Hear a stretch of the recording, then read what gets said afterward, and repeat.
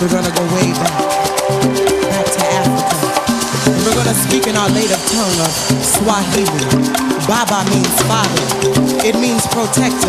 Can everybody say Baba? Can everybody say Baba? Come on, put your hands together. Hallelujah. Baba, Baba, Baba, Baba.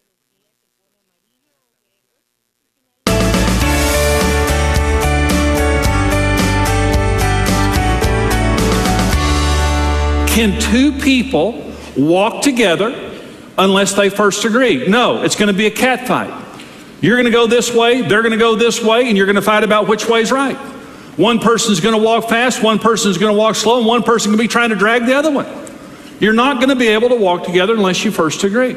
There are 3 levels of communication in marriage.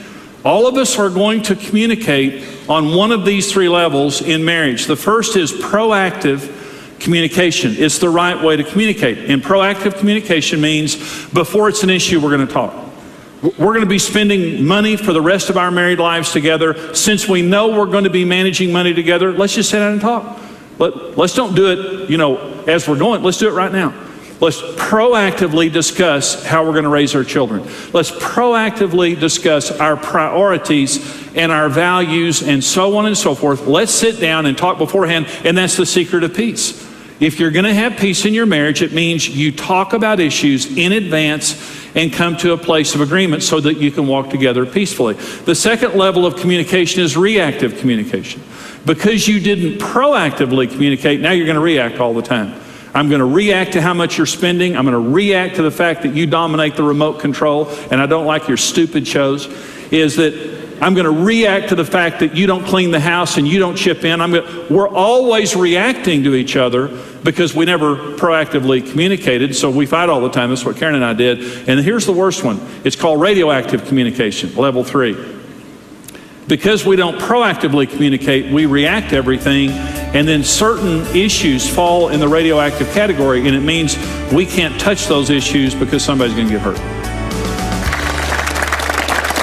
Well, this program today is talking about, finding agreement in marriage, which is a big deal. And in the teaching, Karen, we're talking about issues. The very best way to achieve agreement is to be proactive, and that is to talk about things before they're an issue. And this is what we do. Mm-hmm. If you don't do that, you're going to react. And that's what we did. We did not, early in our marriage, we did not sit down and discuss things beforehand. And so we were always reacting to circumstances, and then inevitably things are going to drop into the radioactive category. A couple of the issues that we just couldn't discuss, were the kids and money. Is when the issue, especially money, when the issue of money came up, it was radioactive. We even just saying the words, our blood pressure would go up and we would get in a fight for sure. So let's talk for just a minute, Karen, about the couples that are watching, and they have radioactive issues within their marriage. And the first step to finding agreement is to identify those radioactive issues. Well, how did you identify this with me? Because I'm always thinking that it's easier for us to look into each other. And I think that's a great question. If you can't talk about it with your spouse without the fear of what they're going to do, that is a radioactive issue. And so, in other words, just make a list and just say, what is it in our marriage that is radioactive? The other thing I want to say is this, and this is huge in finding agreement. You have to give your spouse the right to complain without paying a price. And so let's just say that money is a radioactive issue, okay? And you go to your spouse and you say, listen, I realize that every time we talk about this, we get in a fight. I want you to know, I want you to be able to come and talk to me, and I'm going to listen patiently, and you're not going to pay a price for doing that. Because, see, what happens is that whether it's fear or anger or control or whatever it is that causes us to get into that radioactive kind of a situation, it doesn't, when you don't talk about something, it doesn't go away. It just gets there and grows. And the problem is getting worse and worse, especially issues that happen every day, like money and things like that. So you have to give your spouse the right to complain about those issues. And that's what you would do with me. Like when we would talk about money, you know, it was so, like you're saying, so horrible. And, you know, when we, again, started doing it right, you know, you would say, I love you, and I think it's important for us to sit down and talk about this. And it wasn't something that you were, in other words, you were getting rid of the toxic feelings you were having about me from the radioactive stuff. And you were, you know, coming into it with not so much what I did wrong or how this is going to end up being in such a bad way. It's like, okay, let's just, how can we start talking about this in the right way? And even with the kids, you know, you and I, as parents, you know, we were young, first of all, but, you know, there were trigger points for both of us, you know, whether, you know, our kids' personalities were different or how we viewed them as different. And as a mother, I'm with them all day long, you know, and you would come in and you would say things, I'm like, yeah, but you don't know what they're doing outside this, you know, and it's like, and so but we would sit down and we would get with each other afterwards, and we'd say, okay, let's talk about this again, and let's go over this again without all that radioactive stuff going on. Well, we both had judgments of each other. You know, like I thought you were a tightwad. You thought I was a spendthrift. We got to, because we weren't able to discuss this and come to a place of agreement, you go to a polarity. And even with kids, you have a good cop, bad cop deal. And with different children. See, with one child, this parent's a good cop, and this one's the bad cop. But with another child, we reverse roles. Again, because of judgments, and we're not able to talk. You know, this program today, we're able to come to you because of our precious partners who stand with us financially every month. They're called our rock-solid partners. Literally, they're the backbone of this ministry. And so much of the finances that we are used to buy airtime, to come to you and to do all the things that we do to help marriages succeed across America and around the world, we're able to do because of our rock-solid partners. And this special group gets a special resource every month that's called our Dream Marriage Library. It's the best of our seminars, of our marriage teachings, of my teachings and sermons, and it also comes with notes. Every single month, it's continuing education for your marriage. You don't have to go find it or buy it. It comes to you when you become a rock-solid partner. And this is continuing education to help you to have the marriage of your dreams, to solve problems. And you literally can just sit there and build a library, and you can receive this now physically, but also you can receive it electronically. It can come on your computer, on your iPad, your iPhone, along with notes. So you can listen to it, you know, maybe individually or even come together as a couple and to have a date night and to have a time together of just studying and growing in your marriage. We need you to stand with us financially and become a rock-solid partner, but we want to get you now this special resource in response. Here's how you can become a partner. Take a stand for your marriage and become a rock-solid partner today. Join at the $14 level and you'll receive online access to the Dream Marriage Library with a new message each month. At the $28 level, you'll also receive each month's lesson on CD and DVD. And join at the $56 per month level and we'll add exclusive partner perks, including invitation-only access to live phone seminars and exclusive Marriage Today events. Become a rock-solid partner today. Thank you for joining us. Partner with Marriage Today and receive the series, Our Secret Paradise. Marriage Today's latest book, Happy, Happy Love, will supercharge your marriage with practical tips, wisdom, and inspiration for every stage of marriage. Visit happylovebook.com. Follow your interests and get social by connecting with Jimmy and Karen and the Ministry of Marriage Today on Twitter. And don't forget, become a rock-solid partner and receive the Dream Marriage Library. There's a rock-solid partner level to fit every need.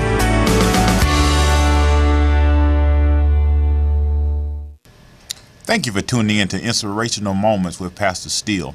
I'm the Reverend Kelcy G.L.Steele, the pastor of the First A.M.E. Zion Church, Los Angeles, California, 1449 West Adams Boulevard. Did you know that healthy and assertive communication is the cornerstone of a successful marriage? Sometimes communication is easier for couples in the earlier stage of marriage, and they find they must be more intentional about communicating effectively as time passes. Regardless of how long you and your spouse have been married, you can make an effort to develop good habits that will serve your relationship well. We welcome back to our broadcast Pastor Joseph and Lee Hamilton of One in Christ, who will be teaching on the importance of communication in marriage. It's good to have you, Joseph and Lee. Thank you for having us. It's good to be here. Amen. And we're talking about communication in marriage. What do you have to tell us about communication in marriage? Who's going to start? You. That's good communication. Well, I not only am I her husband, but I am her obedient servant. No. Communication, regardless of what relationship you have, communication will be a part of it. The more effective your communication, the more effective your relationship will be. Essentially, communication is the transmission of information. And so that's the primary, that's the reason for communicating. And often when you communicate in marriage, there are a lot of things that can come in, emotions, what has happened during the day, past experiences that affect our levels of communication. And so we have to be aware of those things and do our best to transmit the information that we need for our partner to have so that we can be effective as a unit. So you said emotions and you said past experiences. You say all of these are hindrances towards communication? Yes. I don't think they're hindrances. They just come into play within communication. And we need to be careful that we don't allow, the fact that we've been in traffic for 45 minutes to influence the way that we respond and the way we communicate with our families. And let me say it this way. A lot of times people don't realize with communication, there's this thing that we call noise. And, generally if you're at a party and the music is loud and you're communicating with a friend, you may only get about 70% of what they're saying, but you can understand what they're trying to articulate to you. And so that's one kind of noise. If you have a toothache or a headache, that's another kind of noise that can prevent you from hearing 100% of what a person is saying to you. Your emotional state at that point, if you're grieving, if you're going through any number of emotions that we can experience, that can inhibit your ability to really hear. So noise does play a factor, whether it's emotion, whether it's experience, whether it's, if you're tired, that can be a form of noise as well, that keeps you from really being able to focus and concentrate on what a person is saying. So yeah, they can negatively affect the level of communication. So what do you do if your spouse, they are telling you the correct information, but they're saying it in a wrong way, as far as with an attitude? I'm gonna let my wife answer that question. I think when you have to look beyond and say, I know this person isn't trying to offend me, but then also listen to their words and not put too much into into your perception of what they're saying. So if you just really focus on what they're trying to say, and then you mirror it back and say, did you mean this? Is this what you're trying to say? I think that's helpful as well. Can you give an example of that? Like dinner or anything like that? Can you give an example? When we first got married, if my husband came home from work, and at that time I was taking care of the kids, I was at home with the kids. And so if he came home from work and he would say, "What's for dinner?" mentally in my mind, I didn't hear "what's for dinner." I heard, "You haven't been doing anything all day? Where's dinner? I'm hungry." I've just kind of heard all this other stuff. And that's not what he was trying to say. He was just asking, like, what's for dinner? Like, are we having pizza or are we having spaghetti? That it wasn't, but so pray for me, brother. Pray for me. I will. I said early. So what was the breakdown between the words that came out of his lips and you receiving it in your ears? That was my perception of what was going on. I was stressed out because of the kids, and that's what he was talking about before earlier with the noise and whatnot. You know, I was going through, we have 4 children, and so, you know, somebody needs homework, somebody's nose needs to be cleaned, somebody's diaper needs to be changed. There was just a lot going on.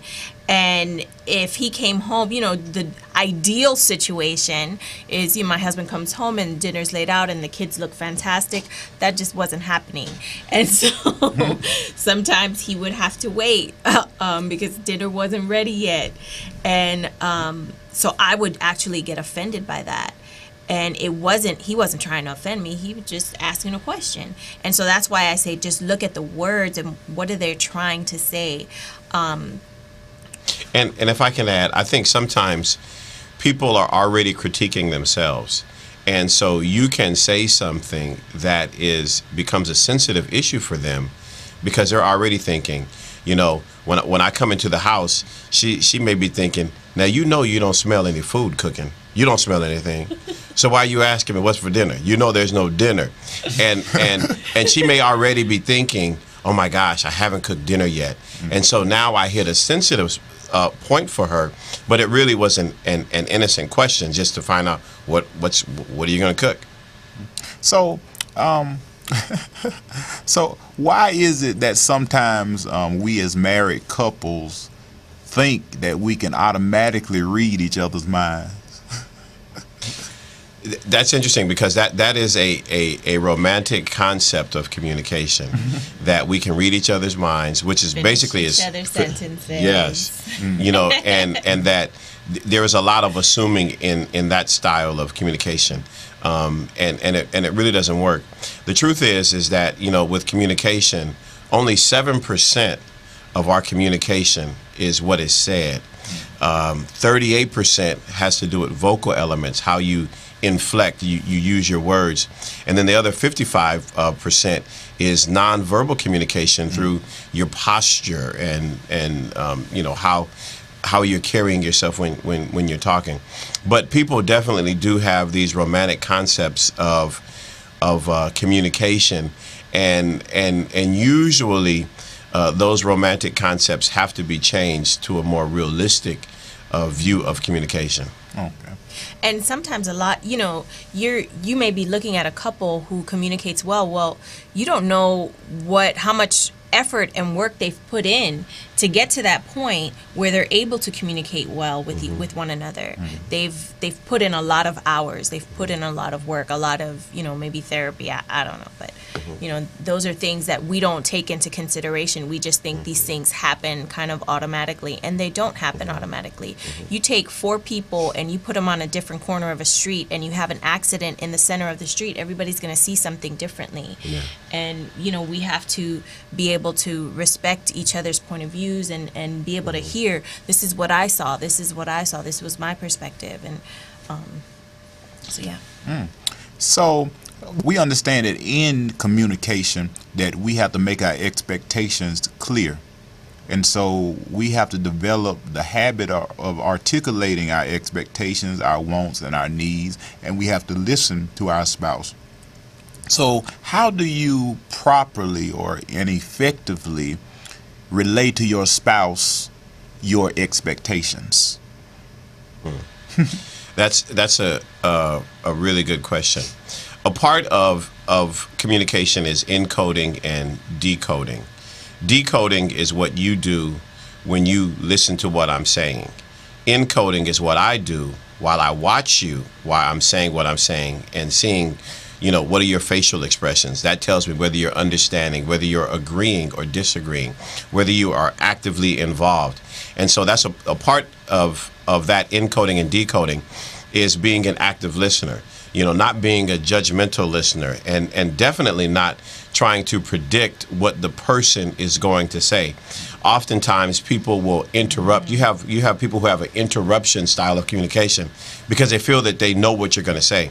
But giving a person respect and allowing them to have the time that they need to articulate what they're saying to you is definitely a skill that many people haven't acquired yet, but it's a skill that is necessary.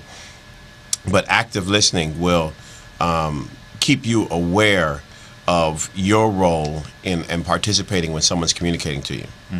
And another aspect of that also is, you know, giving the person the time that they need to process what has been said. My husband's very quick on his, you know, on his feet. He thinks very quickly and he can make fast decisions. I am not like that. I need time, I need facts, I need a bunch of information, and so it takes me a lot longer, and he has to respect that, you know, my style, my thought process, that it takes me a minute to figure out. I don't know, you know, you can't just throw something at me all of a sudden. That's not gonna work. Yeah, timing is essential. Knowing when is the right time to have communication with another person. And then sometimes people can evolve as they are evaluating and processing information. They make different decisions, or they come to different conclusions 24 hours later than they would have 2 hours later. So, you know, you have to stay open to the evolution of people's conclusions. Okay. Definitely. And going back to the timing, what he was saying with timing, timing is so important.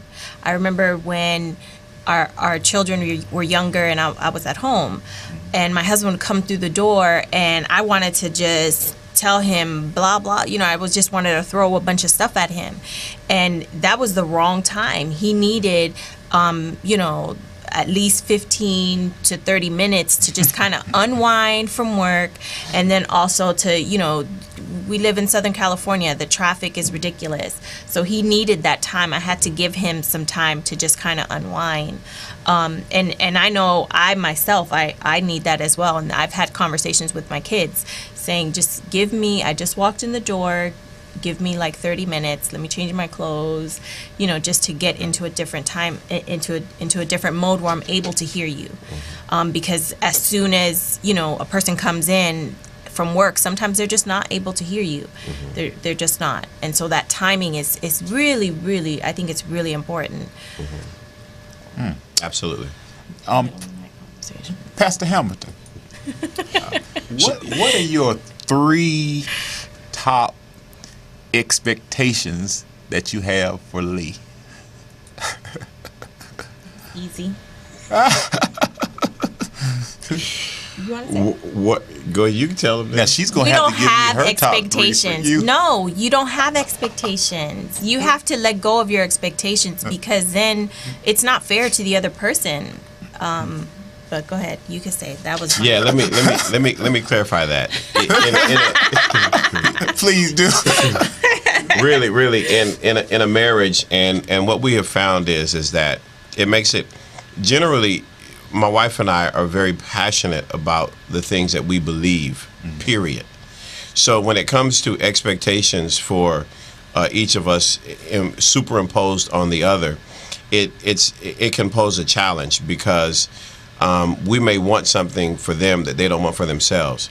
And so when she says we don't have expectations, it doesn't mean that we can't anticipate specific kinds of behavior or communications. Like, I don't expect my wife to cuss at me. I don't expect for her to disrespect me publicly. I don't expect that she will undermine, you know, my communication with our kids. So I do have that kind of expectation.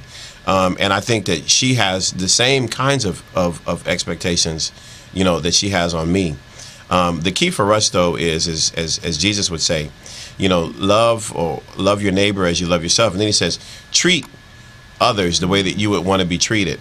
And so, you know, my level of expectation in terms of our communication is simply that, you know, my wife will have an open ear to hear me when I have something to say, and will do her best to really understand where I'm coming from and why I'm communicating.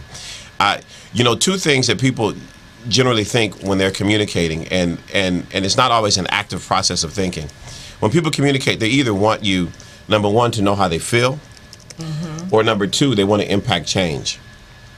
And depending on what the end result is, if you just want somebody to know how you feel, it doesn't matter how you say it. You can say it any kind of way, because you let them know how you feel. But if you want to impact change, then it means you have to present the information in such a way that the person can receive what you're saying.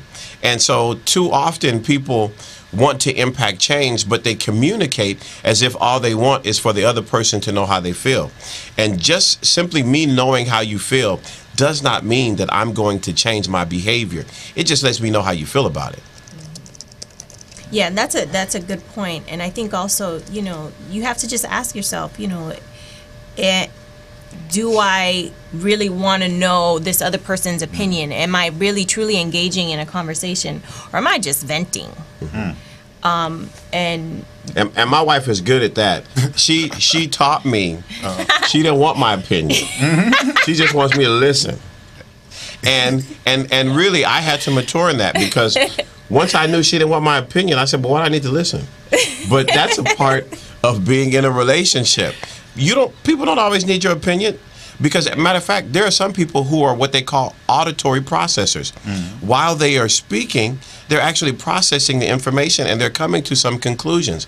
So what I do is I practice, out of respect to her, I practice listening to her actively without giving her my 2 cents.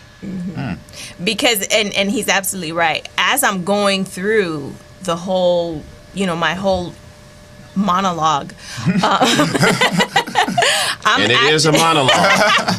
I'm actually working it out mentally, and it's helpful for me to just be able to vocalize it with my spouse, and you know, but you have to know what type of communication style you have. You have to know those things about yourself, that and don't take it offensively, you know, when a person says, I don't want your opinion. You know, I just need for you to listen real quick. Yeah, definitely don't take it offensively. And I would also say you have to know your spouse's communication style. Now, in the video clip that you had, it talked about 3 different kind of styles: proactive, reactive, and radioactive. But there's also a passive style of communication and an assertive style of communication. And because what ends up happening is sometimes is that a person may have a passive style of communicating. This is what I desire, and it may not come out assertively, but they are actually communicating to you, this is what I would desire. And if you are not aware of your spouse's communication style, you can overlook that. For instance, my wife was saying to me through a passive way, I would like a sewing machine. She wanted a sewing machine. And it was very passive. And I heard it, but I didn't really hear it. And so the more time went by and she didn't get her sewing machine, her communication became more assertive to me. But sometimes you have people who don't evolve from passive to assertive. They just stay passive. And so they get pissed. Right. They get bitter, yeah. You see, she felt when she said that. That's what she felt that. Get mad. So you have to, you know, understand your spouse may be a passive communicator.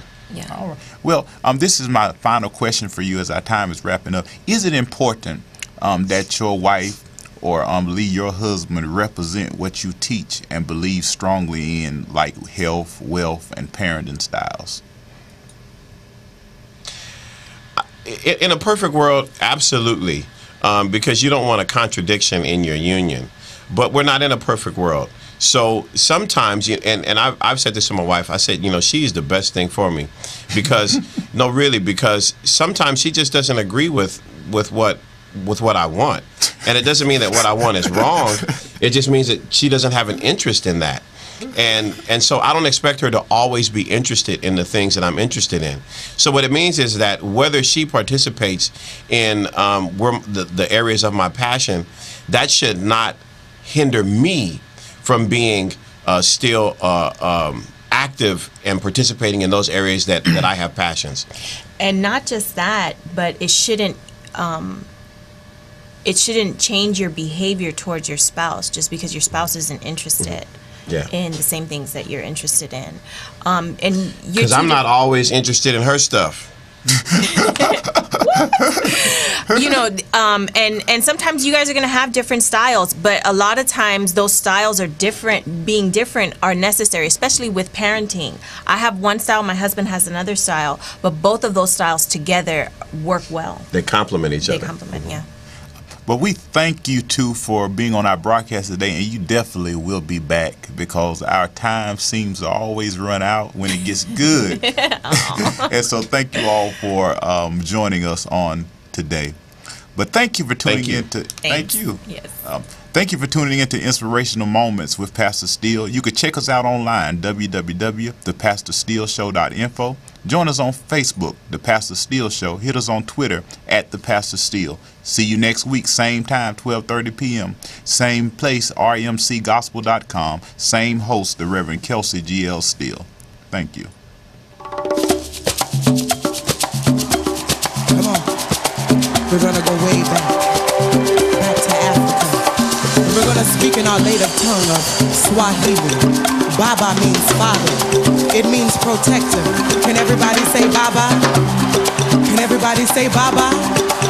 Come on, put your hands together. Hallelujah.